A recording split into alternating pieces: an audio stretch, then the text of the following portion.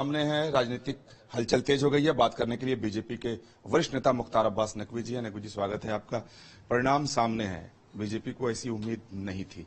ऐसा लगता है कि जो परिणाम है उस पर किसी न किसी को जिम्मेदारी पार्टी में लेनी चाहिए। पहली बात, एक बात आपको समझना होगा, 2014 में नरेंद्र मोदी जी के नेतृत्व में चुनाव हुआ। बीजेपी ने अकेले 283-84 सीटें जीती, लेकिन हमने गठबंधन को लेकर के सरकार चलाई। कोई अहंकार नहीं, कोई एरोगेंस नहीं।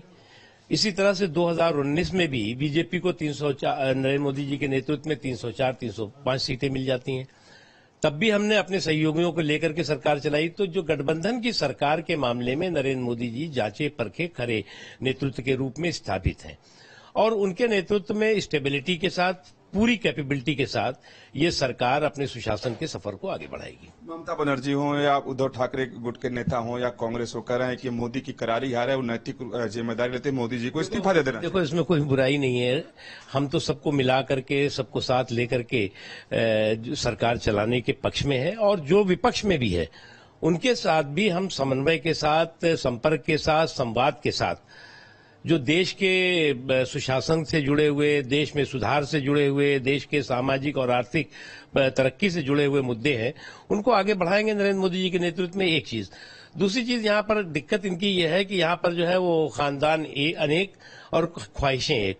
तो हजारों ख्वाहिशें ऐसी कि हर ख्वाहिश पे दम निकले। वेट करिए आप। एनडीए की सरकार अब बनने जा रही है, क्योंकि बीजेपी को अकेले उतना सीट नहीं है बीजेपी के पास। पुराने दौर की राजनीति क्या दिखाई देगी कि तोड़ जोड़ खींचतान, क्योंकि नीतीश कुमार को लेकर के आशंकाएं व्यक्त की जा रही है कि लोगों की थोड़ी याददाश्त कमजोर होती है। 2014 में भी एनडीए की सरकार थी, जबकि बीजेपी के पास अकेले प्रचंड बहुमत था। 2019 में भी एनडीए की ही सरकार थी, जब बीजेपी के पास प्रचंड बहुमत है। और आज भी एनडीए की सरकार है, जब बीजेपी और सहयोगी मिलकर सरकार चला रहे हैं। इंडी गठबंधन से लगातार नीतीश कुमार हो या फिर चंद्रबाबू नायडू हो या दूसरे घटक दल जो एनडीए में हैं, उनको संपर्क करने की खबरें आ रही हैं, और यही वजह है कि राजनीति में चर्चाएं भी तेज हो गई हैं। क्या ये लोग एनडीए में बरकरार रहेंगे? देखो, इस तरह के सपनों को देखना, इस तरह की सियासी शोशेबाजी करने की कोशिश जो लोग कर रहे हैं, उनको इतना ही कहना चाहेंगे कि तुम्हारे पैर के नीचे कोई जमीन नहीं, यकीन फिर भी तुम्हें है, क्यों यकीन नहीं? सर, यूपी में ऐसी स्थिति क्यों हुई?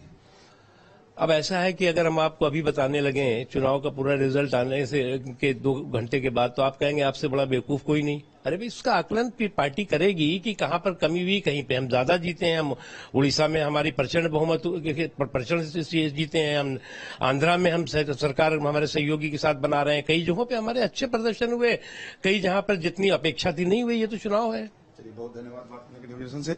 वीडियो जर्नलिस्ट विकास राय के साथ विकास चंद्र।